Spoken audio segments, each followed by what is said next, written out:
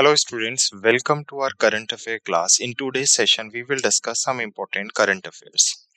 So आज की class में हम 3 जुलाई 2024 के कुछ important current affairs डिस्कस करेंगे जो किसी भी एग्जाम के पॉइंट ऑफ व्यू से काफी इंपॉर्टेंट हो सकते हैं. सो स्टार्ट करते हैं आज का सेशन. 3 जुलाई के करंट अफेयर्स की अगर मैं बात करूं तो आज सबसे पहले हम डिस्कस करेंगे सम इम्पोर्टेंट इंटरनेशनल न्यूज. तो आज के सेशन में हम देखेंगे कौन कौन सी इंटरनेशनल एग्रीमेंट साइन हुए हैं, किसी इंटरनेशनल एजेंसी से कोई इंपॉर्टेंट न्यूज आती है तो वो डिस्कस करेंगे. Then we will discuss some national राष्ट्रीय समाचार. राष्ट्रीय समाचार में हम सेंट्रल गवर्नमेंट की कुछ स्कीम्स देखेंगे, उसके साथ साथ हम यहाँ पर कुछ सेंट्रल गवर्नमेंट के इनिशिएटिव्स देखेंगे. Then some banking and financial news, bank और वित्तीय समाचार, कुछ रक्षा डिफेंस से रिलेटेड अगर कोई न्यूज आती है तो वो इंपॉर्टेंट कवर करेंगे. Some science and technology innovation, sports news काफी इंपॉर्टेंट है, खेल समाचार, some important political news, environment news और लास्ट में हम लोग देखेंगे समरी और सारांश ऑफ टुडेज क्लास कि आज की क्लास में हमने क्या क्या किस तरह से डिस्कस किया है. क्लियर? तो ये आज के हमारे टॉपिक्स होने वाले हैं आज की क्लास में. तो स्टार्ट करते हैं आज का session. The images used in our slide deck are for education purpose only. We respect the intellectual property right of the original creator and owner of these images. If you are the owner of any of the image used in this deck and have any concern or issue, please contact us at sathi@iitk.ac.in and we shall remove the images. हमारे slide deck में उपयोग की गई छवियां केवल शैक्षणिक उद्देश्य के लिए हैं. हम इन छवियों के मूल रचनाकारों और मालिकों के बौद्धिक संपदा अधिकारों का सम्मान करते हैं. यदि आप इस डेक में उपयोग की गई किसी भी छवि के मालिक हैं या आपको कोई चिंता या समस्या है तो कृपया sathi@iitk.ac.in पर हमसे संपर्क करें और हम छवियों को हटा देंगे. सो स्टार्ट करते हैं आज की पहली इंटरनेशनल न्यूज के साथ. सो यूनाइटेड नेशन की कॉन्फ्रेंस हुई है अफगानिस्तान के ऊपर, a milestone in international development. तो अफगानिस्तान पर तीसरी संयुक्त राष्ट्र सम्मेलन 30 जून और 1 जुलाई 2024 को दोहा कतर में हुआ. सो अफगानिस्तान में बेसिकली जो घटनाएं हो रही हैं, तालिबान को लेके जो प्रॉब्लम्स हो रही हैं, उसको लेके यूनाइटेड नेशन ने, संयुक्त राष्ट्र ने तीसरी बार मीटिंग की है. और ये मीटिंग कहां पर कंडक्ट की गई है? दोहा कतर में ये मीटिंग कंडक्ट की गई है. कब से कब तक हुई मीटिंग? ये 30 जून से 1 जुलाई तक. यह घटना अफगानिस्तान पर नियंत्रण करने के बाद तालिबान के पहली बार ऐसे वार्ताओं में भाग लेने को चिन्हित है. उसके साथ साथ जो कॉन्फ्रेंस है वो अंतर्राष्ट्रीय संबंधों में एक महत्वपूर्ण मील का पत्थर माना जाता है. अफगानिस्तान के भविष्य और अंतर्राष्ट्रीय सहयोग पर भी चर्चाएं इस मीटिंग के दौरान की गई. क्लियर? तो संयुक्त राष्ट्र United nation conference on Afghanistan held in 30 June and 1 July on in Doha Qatar. Next news भी हमारी इंटरनेशनल न्यूज है. अभी चाइना ने क्या किया है? एक new presidential place basically build किया है इन वानुआत, चाइना. तो चीन ने वानुआत में एक नया राष्ट्रपति भवन बनाया है जो दोनों देशों के बीच मजबूत होते संबंध का प्रतीक है. तो वानुआत के प्रधानमंत्री चार्लोट सलवाई. तो वानुआत में चाइना ने नया राष्ट्रपति भवन बनाया जिससे दोनों देश के जो रिलेशंस है वो काफी अच्छे डेवलप होंगे. तो जो इसका इनॉग्रेशन किया था वो वानुआत के प्रधानमंत्री चार्लोट सलवाई ने इसका उद्घाटन किया था. पंजीकरण में एक नया वित्त मंत्रालय और विदेश मामलों के विभाग का भी नवीकरण शामिल है. यह विकास द्विपक्षीय संबंधों को, मतलब जो बायलेटरल टाइज है या रिलेशंस है, उनको डेवलप करता है. Clear? So China built new presidential place in Vanuatu. Next is also international news. There is an organization known as World Custom Organization. तो अभी रिसेंटली वर्ल्ड कस्टम ऑर्गेनाइजेशन के chairman या कमिश्नर अपॉइंट किए गए हैं basically. तो SARS commissioner Kieswetter reelected as a chairman of WCO. तो SARS आयुक्त किस वेटर दूसरी बार WCO के अध्यक्ष के रूप में पुनः निर्वाचित हुए. तो पहले भी किस वेटर ही थे बेसिकली. ये दक्षिण अफ्रीका जो राजस्व सेवा है वहां के आयुक्त हैं. उसके बाद ये दोबारा 1 साल के लिए इन्हें सीमा शुल्क संगठन का अध्यक्ष नियुक्त किया गया है. तो अपॉइंटमेंट से न्यूज है, सीधा याद रखना. WCO के सेकंड टर्म बेसिकली चेयरपर्सन कौन बने हैं?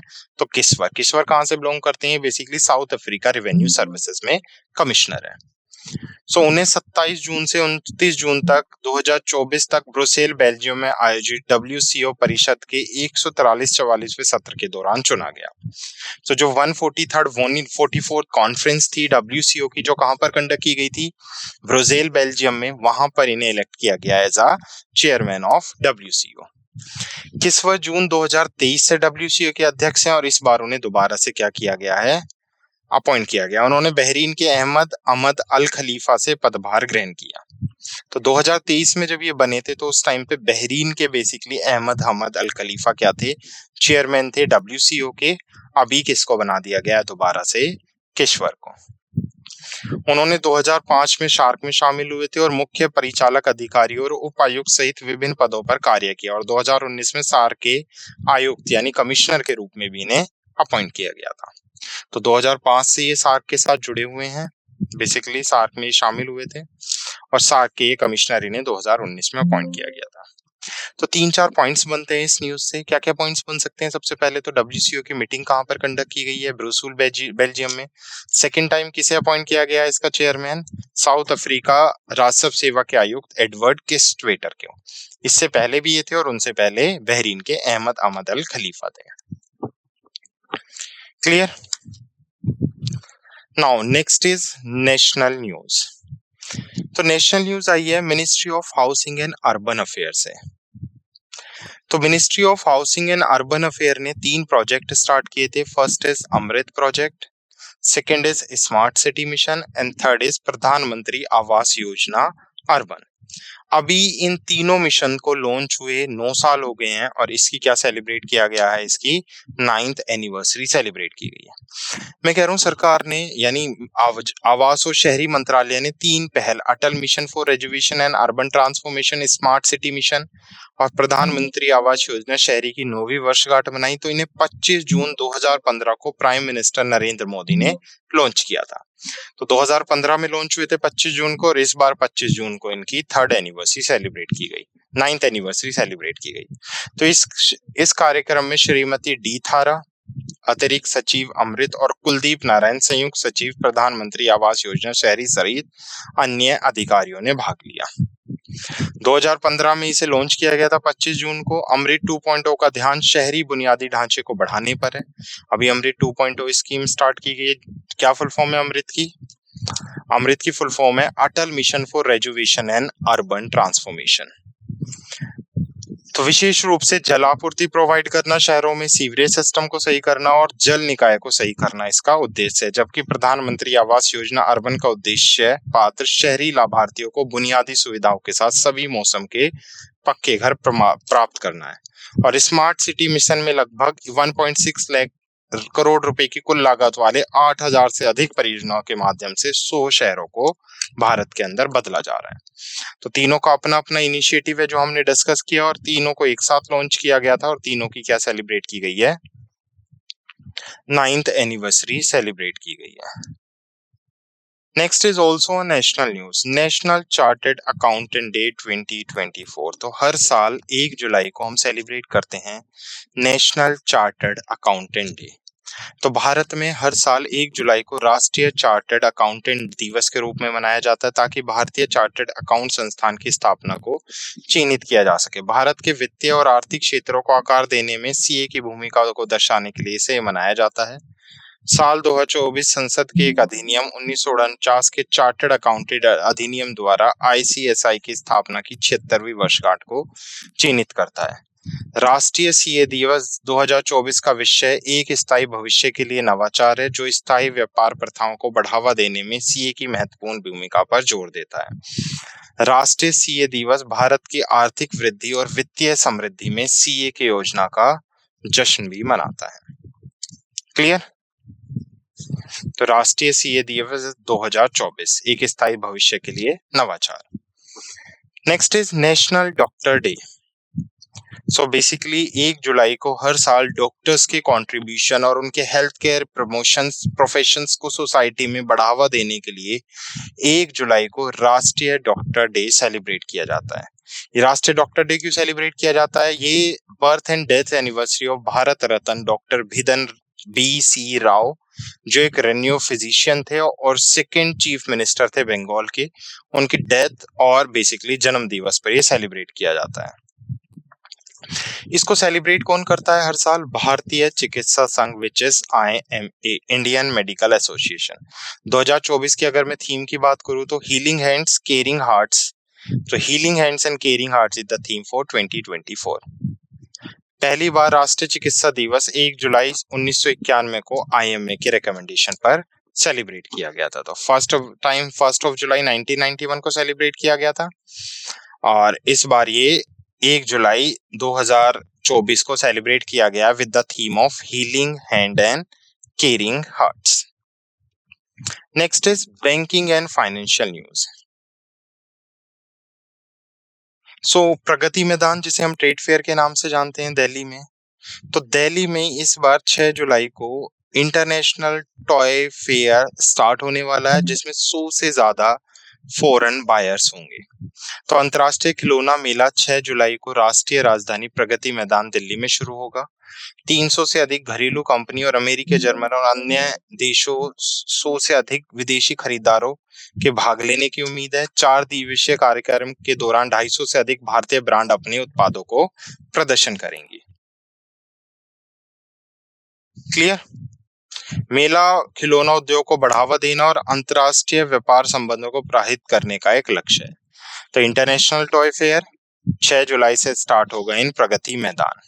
Next is also a banking and financial news. तो बैंक और फाइनेंस से रिलेटेड न्यूज है। तो EPFO, employ provident fund, basically organization gross new member additional D 4% to 10.9 million financial year 2024 according to MOSPI report। तो ministry of statistics and implementation ने एक report जारी की है, जिस रिपोर्ट का नाम क्या है? Payroll reporting in India and employment perspective January to April 2024। Report का नाम आपको याद रखना है, भारत में पेरोल रिपोर्टिंग रोजगार परिक्षेपित जनवरी से अप्रैल 2024। एक रिपोर्ट जारी की है जिसमें फाइनेंशियल ईयर 2024 के लिए कर्मचारी भविष्य निधि संगठन EPFO में सकल नए सब्सक्राइबर सदस्यों की संख्या में फाइनेंशियल ईयर 2023 की तुलना में 4% से अधिक की गिरावट के साथ 10.9 मिलियन होने को उजागर किया है। मतलब जो EPFO है उसमें जो न्यू सब्सक्राइबर्स हैं या सदस्य हैं, उनकी घटना बेसिकली उनके नंबर्स फाइनेंशियल ईयर 2023 के कंपैरिजन में 24 में 4% से अधिक गिर गए हैं। EPFO ने फाइनेंशियल ईयर 2024 में 10,993,119 नए सदस्यों की कुल वृद्धि दर्ज की, जो फाइनेंशियल ईयर में 11,498,453 से कम है। कोविड-19 महामारी ने नए सदस्यों की संख्या को महत्वपूर्ण रूप से प्रभावित किया था, जो 19-20 में 11,40,683 से घटकर 20-21 में 8,548,898 हो गई थी। 2021-22 में ये 10,86,5063 नए सदस्यों के साथ एक सुधार देखा गया, लेकिन 18-19 में पूर्व कोविड स्तर जो 13,944,349 था तब से नहीं पहुंच गया है। मतलब पूर्व कोविड में जितने एनरोलमेंट हुए थे उस स्तर को अभी तक इसने नहीं किया है। तो कर्मचारी राज्य बीमा निगम में नए सदस्यों की संख्या में थोड़ी गिरावट देखी गई, जबकि राष्ट्रीय पेंशन योजना में नए ग्राहकों की संख्या में वृद्धि हुई है।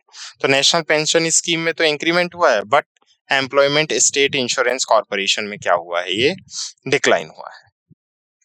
Let's move to our next news.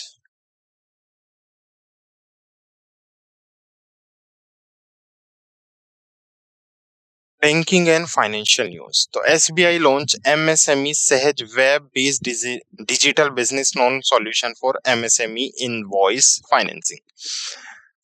एक इनिशिएटिव स्टार्ट किया जिसका नाम क्या है? MSME सहज, जिससे जो MSME है, जो micro small and medium enterprises हैं, उनको वेब आधारित मतलब ऑनलाइन क्या मिल सके, इजिली लोन प्रोवाइड किया जा सके। तो स्टेट बैंक ऑफ इंडिया ने MSME सहज स्कीम चालू की है, जिसके माध्यम से micro small and medium enterprises, जो सूक्ष्म लघु और मध्यम उद्यमी हैं, उनको वेब आधारित क्या प्रोवाइड किया जा सके, ऋण प्रोवाइड किया जा सके या लोन समाधान प्रोवाइड किया जा सके। क्लियर है? तो उद्देश्य वस्तु एवं सेवा कर प्रणाली का हिस्सा बनने वाले एमएसएमई इकाई की पूंजी आवश्यकताओं को पूरा करने के लिए ऑन टाइम अल्पकालिक ऋण प्रदान करता है। एमएसएमई सहज एक डेटा संचालित इनवॉइस वित्त पोषण क्रेडिट मूल्यांकन इंजन है जो ऋण के लिए आवेदन करने, दस्तावेजीकरण और स्वीकृत ऋण के वितरण की पूरी प्रक्रिया को 15 मिनट के भीतर पूरा करता है। एमएसएमई सहज का उपयोग करके एसबीआई ग्राहक अपने जीएसटी पंजीकृत बिक्री चालू के खिलाफ 1 लाख रुपए तक का वित्त या ऋण प्राप्त कर सकते हैं।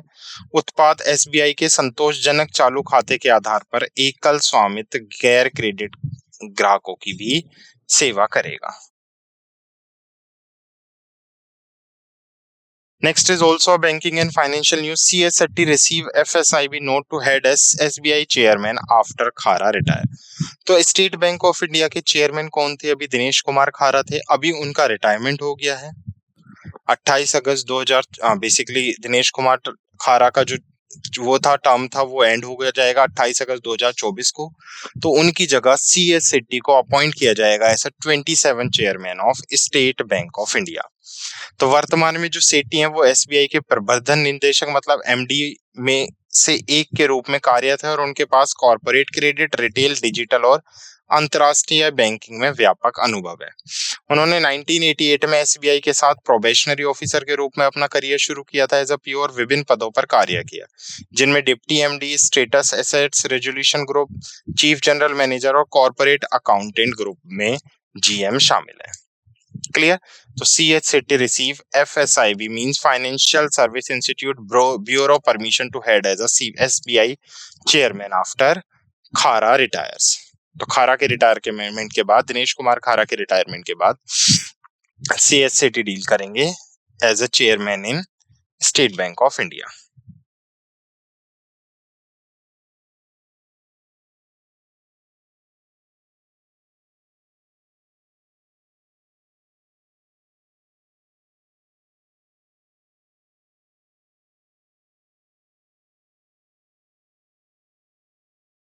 Next is also a banking and financial news. तो goods and service day 2024 1 July. तो हर साल 1 जुलाई को हम क्या सेलिब्रेट करते हैं? GST day. तो भारत में जो जीएसटी आई थी वो 101st अमेंडमेंट 2016 में इंट्रोड्यूस की गई थी और लागू कब से की गई थी? 1 जुलाई 2017 से। क्योंकि जीएसटी 1 जुलाई 2017 को भारत में लागू की गई थी, इसलिए हर साल हम 1 जुलाई को जीएसटी डे के नाम से सेलिब्रेट करते हैं, वस्तु एवं कर दिवस के रूप में सेलिब्रेट करते हैं। इस बार ये कौन सा दिन होगा, कौन सा वर्षगांठ होगी? ये 7वीं एनिवर्सरी होगी ऑफ जीएसटी। अगर 2024 की थीम की मैं बात करूं तो 2024 की थीम है सशक्त व्यापार समग्र विकास। जीएसटी को 1 जुलाई 2017 को नई दिल्ली में भारतीय संसद के सेंट्रल हॉल में एक भव्य समारोह के दौरान लॉन्च किया गया था। फर्स्ट एवर जो जीएसटी डे है वो 1 जुलाई 2018 को हमने सेलिब्रेट किया था। तो 1 जुलाई 2017 को लागू हुई और सबसे पहला जीएसटी दिन हमने 1 जुलाई 2018 को मनाया था।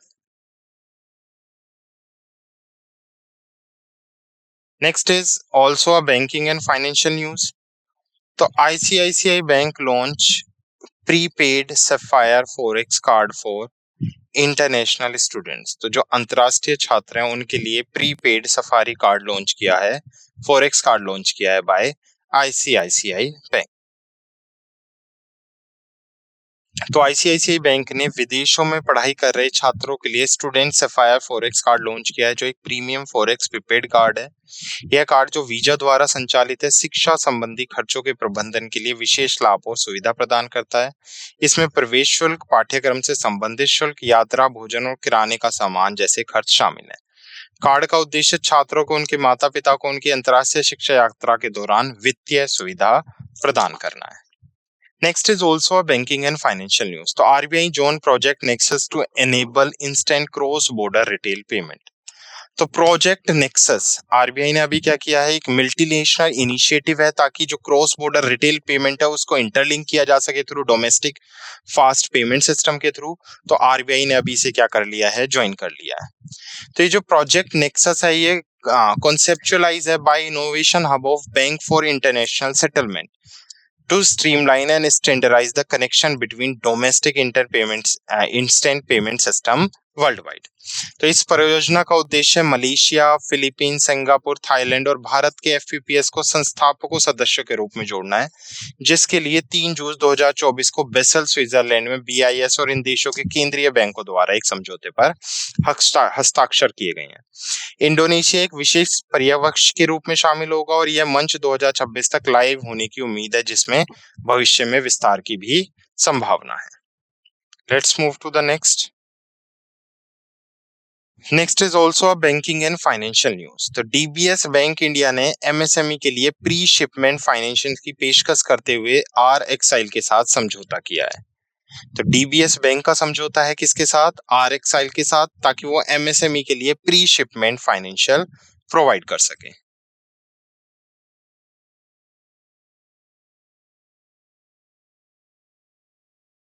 सो डीबीएस बैंक इंडिया भारत में छोटे और मध्यम उद्योगों को सशक्त बनाने के लिए receivable exchange of India limited के साथ साझेदारी में एक प्री शिपमेंट वित्त पोषण समाधान लॉन्च करने के लिए तैयार है। डीबीएस बैंक इंडियन आरएक्सआई के साथ साझेदारी करने वाला पहला बैंक होगा। विशेष रूप से भारत भर में एमएसएमई और एसएमई के लिए end to end supply finance की पेशकश करेगा। ट्रेडर्स एक डिजिटल प्लेटफॉर्म है जो छोटे व्यापारियों को उनकी प्राप्तियों की छूट देकर कार्यशील पूंजी तक पहुंचाने में सक्षमता बनाता है। क्लियर? तो डीबीएस बैंक का भी किसके साथ टाई अप हुआ है? With the receivable exchange of India limited RXIL to empower small and medium enterprises, mean MSME। Next is defence news. तो भारतीय वायुसेना हथियार प्रणाली स्कूल का उद्घाटन करेगी। तो बेसिकली जो इंडियन एयरफोर्स है वो WSS weapon system school Hyderabad में इनिशिएटिव करेगी, ताकि एयरफोर्स को रिकैलिब्रेट और ट्रांसफॉर्म किया जा सके for future oriented force. It also provide contemporary efforts-based training to officers of the newly formed weapon system branch। तो जो अधिकारियों हैं बेसिकली नवगठित वेपन सिस्टम शाखा के अधिकारियों को समकालीन प्रभाव आधारित प्रशिक्षण भी ये देगा। Clear? Next is also a defence news. Maitri exercise 2024 strengthening India Thailand military corporation. तो सबसे पहले को आपको याद रखना है, जो मैत्री एक्सरसाइज है किस किस के बीच में होती है? भारत और थाईलैंड के बीच में होती है। इस बार ये कहां पर हो रहा है? थाईलैंड में कंडक्ट किया जा रहा है। 15 जुलाई 2024 से तक चलेगा। 1 जुलाई से ये स्टार्ट होगा। इसमें ये भारतीय सेना का अभ्यास है, जिसमें भारतीय सेना पार्टिसिपेट करेगी और 2 हफ्ते का ये अभ्यास होगा भारत और थाईलैंड के बीच में। इसमें दोनों सेनाओं के बीच सहयोग और अंतर संचालनीयता को बढ़ावा देने के लिए विभिन्न प्रशिक्षण गतिविधियां शामिल हैं। Next is science and technology. दुनिया की पहली एआई ड्रेस रोबोटिक सांपों के साथ इंटरनेट की प्रक्रिया। तो गूगल एम्प्लॉई क्रिस्टीना एंस्टन ने दुनिया की पहली एआई ड्रेस बनाई है। पोशाक में चेहरे पहचानने वाले रोबोटिक सांप है जो इंटरनेट पर कई लोगों को चकित कर रहे हैं। क्रिस्टीनिया अंस she built robot dot organisation की संस्थापक भी हैं, जो लड़कियों को रोबोट बनाने के बारे में शिक्षित करने के लिए एक मंच है। उनकी रचना की एक क्लिप वायरल हो रही है, जिसमें ऑनलाइन व्यापक रुचि और प्रतिक्रियाएं उत्पन्न हो रही हैं। Next is global Indian AI summit 2024। तो global India AI summit 2024 Delhi में कंडक्ट की गई है, जिसको ministry of electronics and information technology ने होस्ट किया है। 2 दिन का एक ग्लोबल लीडरशिप है। द समिट प्रमोट बेसिकली ये जो शिखर है ये नैतिक और समावेशी एआई प्रगति को बढ़ावा देता है और इंडिया एआई के रणनीतिक स्तंभों पर सत्र प्रस्तुत करता है। विषय में कंप्यूटर क्षमता, डेटा सेट प्लेटफॉर्म, नवाचार केंद्र और कौशल विकास भी शामिल है। Next is first international conference on steel slag road. तो सड़क निर्माण में स्टील सहयोग स्लैग के उपयोग के लिए पहली इंटरनेशनल कॉन्फ्रेंस कंडक्ट की गई है। तो एक बार देखते हैं न्यूज से क्या क्या पॉइंट निकल सकते हैं। Doctor Vijay Kumar Saraswat who is a member of NITI Aayog, released the guidelines for utilizing and processing of steel slag, जिन्होंने गाइडलाइंस जारी की हैं पहले अंतर्राष्ट्रीय सम्मेलन में सड़क निर्माण में प्रोस्टेट स्टील स्लैग एलिमेंट के रूप में स्टील स्लैग के उपयोग और प्रसंस्करण के लिए। सम्मेलन का संयुक्त आयोजन वैज्ञानिक और औद्योगिक अनुसंधान परिषद विच CSIR, केंद्रीय सड़क अनुसंधान संस्थान और PhD वाणिज्य और उद्योग मंडल द्वारा किया जाएगा। तो तीन ऑर्गेनाइजेशन है, CSIR, CRII and PhD CCI। CRI द्वारा विकसित दिशा निर्देश विभिन्न प्रकार के सड़क निर्माण कार्यों में विभिन्न प्रकार के स्टील स्लैग के प्रभाव और सुरक्षित उपयोग के लिए एक व्यापक ढांचा प्रदान करते हैं। इसमें पर्यावरणीय प्रदूषण को रोकने के लिए स्टील स्लैग के उचित प्रबंधन और भंडारण के लिए एक विस्तृत ढांचा भी शामिल है। Next is CDEC partnership with Moschip and Socionext for design and development of HPC processor AUM based on ARM architecture। तो CDEC ने अभी Moschip और Socionext के साथ मिलकर ARM आर्किटेक्चर पर आधारित HPC प्रोसेसर AUM के डिजाइन और विकास के लिए साझेदारी की है। तो टाई अप है CDEC का Moschip एंड Socionext के साथ। तो 2024 की 1 जुलाई को उन्नत संगणना के विकास केंद्र ने भारत की मोस्चिप टेक्नोलॉजी और जापान की सोसियोनेक्स्ट इंक के साथ मिलकर एक उच्च प्रदर्शन संगणना प्रोसेसर SoC, जिसे AUM कहा जाता है, के डिजाइन और विकास के लिए साझेदारी की है। बेसिकली AUM प्रोसेसर आर्म तकनीक पर आधारित होता है और TSMC Taiwan semiconductor manufacturing company limited 5 nanometre तकनीक नोड पर निर्मित है। इसका जो मेजर मोटिव है, उद्देश्य वैश्विक मानवों के अनुसार एक स्वदेशी HPC प्रोसेसर को डिजाइन करना, विकसित करना और उसका बेसिकली उत्पादन करना है। Clear? Next is sports news. Puma India roped Riyan Parag and Nitish Kumar Reddy as a brand ambassador. तो अभी पूमा ने क्या किया है, रियान पराग और नीतीश कुमार रेड्डी को पूमा का ब्रांड एम्बेसडर घोषित किया है। घोषणा का उद्देश्य भारत के युवाओं से जुड़ना और ब्रांड के खेल फैशन को बढ़ावा देना है। दोनों एथलीट से उम्मीद की जा रही है कि वे पूमा की मार्केटिंग और प्रचार गतिविधियों में महत्वपूर्ण भूमिका निभाएंगे। तो who has been appointed as the Puma India brand ambassador? तो Riyan Parag and Nitish Kumar. Next is India dominate under 23 Asian wrestling championship in Jordan. तो अभी अंडर 17 और अंडर 23 दोनों रेसलिंग चैंपियनशिप कहां पर कंडक्ट की गई हैं? जॉर्डन में कंडक्ट की गई हैं। तो यहाँ पे किसकी बात चल रही है? अंडर 23 कुश्ती चैंपियनशिप। इसमें भारत ने टोटल कितने पदक जीते हैं? 19 पदक जीते हैं। टीम में महिलाओं की कुश्ती, ग्रीक रोमन और फ्री स्टाइल श्रेणियों में पदक जीता है। तो वुमेन्स ने क्या किया है? Free style and Greek Roman style में पदक जीता है। महिला पहलवानों ने 3 स्वर्ण पदक जीतकर अपनी प्रभुत्वता दिखाई है। उल्लेखनीय प्रदर्शन में मीनाक्षी, पुष्पा यादव और प्रिया मलिक शामिल थी, जिन्होंने विभिन्न तरीके से जीत हासिल की। तो आपको याद रखना, अंडर 23 एशियन कुश्ती चैंपियनशिप जॉर्डन में हुई, जिसमें भारत ने टोटल 19 पदक जीते हैं। Next is also a sports news. तो BPCL ने पेरिस 2024 में लॉस एंजलिस 2028 ओलंपिक तक इंडियन ओलंपिक एसोसिएशन के साथ प्रमुख प्रायोजिका के रूप में साझेदारी की है। तो भारतीय पेट्रोलियम कॉर्पोरेशन लिमिटेड ने इंडियन ओलंपिक संघ के साथ साझेदारी की है, ताकि हम 4 वर्ष की साझेदारी है, ताकि 2028 में लॉस एंजलिस में होने वाले ओलंपिक के लिए हम और अच्छे से तैयार हो सकें और भारत ज्यादा से ज्यादा वहां पर क्या जीत सके, मेडल जीत सके। यह 4 वर्षीय साझेदारी भारतीय एथलीट की अदम्य साहस और दृढ़ संकल्प, समर्थन और सराहना करती है, जिनमें से अधिकांश विनम्र पृष्ठभूमि और भारत के दूर दराज के कोने से आते हैं। BPCL पेरिस 2024 के लिए जा रहे भारतीय दल का समर्थन और उत्थान करने के लिए विशेष रूप से डिजाइन किए गए अभियानों की भी एक श्रृंखला शुरू करेगा। तो 2024 पेरिस से लेकर 2028 तक क्या किया है, ये साझेदारी हुई है। Next is politics news.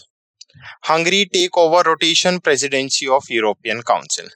तो यूरोपियन काउंसिल की अगले 6 साल के लिए जो प्रेसिडेंसी मिली है, वो किसको मिली है? रोटेशन प्रेसिडेंसी हंगरी को। तो प्रधानमंत्री विक्टर ओर्बन के नेतृत्व में हंगरी का उद्देश्य EU प्रतिस्पर्धा, यूरोपियन यूनियन बेसिकली जो कॉम्पिटिटिवनेस है, उसके साथ साथ रक्षा नीति, डिफेंस पॉलिसी, प्रवासन नियंत्रण, किसी सुधार को प्राथमिकता देना है। राष्ट्रपति का आदर्श वाक्य है, यूरोप को फिर से महान बनाओ, जो एकता और सक्रिय वैश्विक सहभागिता पर जोर देता है। हंगरी का कार्यकाल EU के भीतर प्रमुख चुनौती और अवसरों को संबोधित करने पर केंद्रित होगा। Hungary goat the rotational presidency of UN council for next 6th month. Clear? Next is also a politics news. NTR Bharosa Pension Scheme launched a new era of social security in Andhra Pradesh. तो आंध्र प्रदेश के जो chief minister है Chandrababu Naidu launch NTR भरोसा pension scheme. यह योजना एक प्रमुख चुनावी वादों को पूरा करती है जो राज्य भर में लाखों लाभार्थियों के लिए एक आशा लाती है। इसका उद्देश्य बुजुर्गों, विकलांगों और अन्य कमजोर समूह को सामाजिक सुरक्षा और वित्तीय सहायता प्रदान करना है। राज्य के निवासियों के कल्याण में सुधार की दिशा में यह लॉन्च एक महत्वपूर्ण कदम भी है। क्लियर? तो याद रखना है, एनटीआर भरोसा पेंशन स्कीम किसने स्टार्ट की है? आंध्र प्रदेश ने स्टार्ट की है और आंध्र प्रदेश के चीफ मिनिस्टर कौन है? Chandrababu Naidu. Next is PM Modi release 3 book on farmer vice president Venkaiah Naidu. तो प्रधानमंत्री मोदी ने पूर्व राष्ट्रपति वेंकैया नायडू पर 3 पुस्तक लॉन्च की हैं। ये नायडू के 75वें जन्मदिन पर लॉन्च की गई हैं।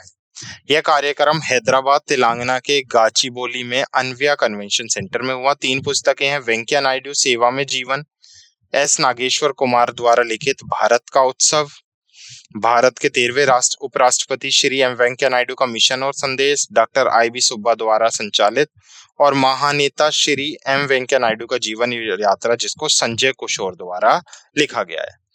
वेंकैया नायडू ने सूचना और प्रसारण मंत्री और भारत के 13वें उपराष्ट्रपति के रूप में सेवा की।